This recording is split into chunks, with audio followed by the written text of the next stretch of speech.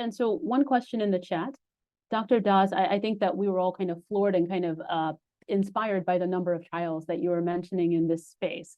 And so someone has asked a very practical question. Do we think that we'll be using all of these regimens, or do you think that we're going to winnow it down to a couple at the end of the day, or a couple of these kind of chemotherapy regimens? Do you think, I mean, I don't want to put you on the record, do you think that there's going to be a prioritization perhaps of perioperative versus adjuvant therapies as well?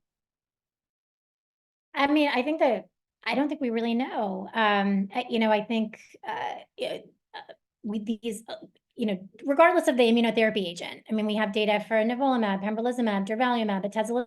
I mean, again, in the metastatic setting, we sort of interchange them as well. So I think, I don't think that one particular trial wins out. And again, I think we do have to think, as Dr. Yang mentioned, I mean, absolutely have that multidisciplinary discussion from the get-go. And now even for patients potentially with stage 1B disease, these are not necessarily patients that we would be discussing at a tumor board.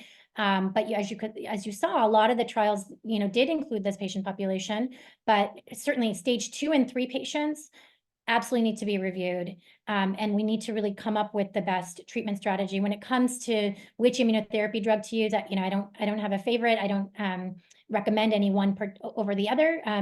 And I think a lot of us are just, using these different drugs. I mean, in the perioperative space, there's, a certain number of drugs that have been used and approved in the neoadjuvant and then adjuvant. I shared that data with you.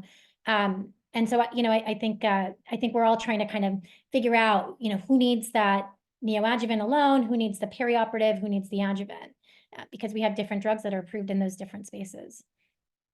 And I think one of the other questions here was, should patients with more extensive disease who might have not been felt to be strong candidates for surgery historically now be offered perioperative treatment? Again, it speaks to this question or need disciplinary discussion and then talking to a surgeon who is familiar with doing lung cancer surgery and really trying to figure out, is this a patient who's an appropriate candidate for surgery up front? I think, we need to make those decisions, kind of at the get-go for patients who are not really considered to be surgical candidates. And again, this goes back to this resectability question.